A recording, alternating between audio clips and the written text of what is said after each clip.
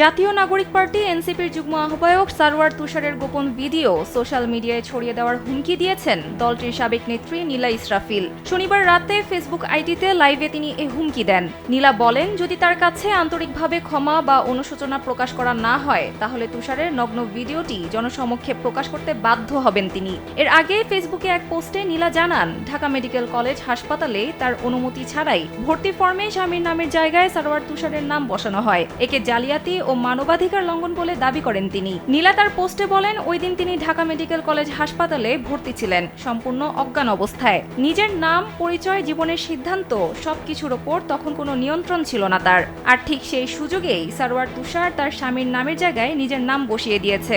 এটা কোনো ভুল নয়, এটা আইনগতভাবে জালিয়াতি।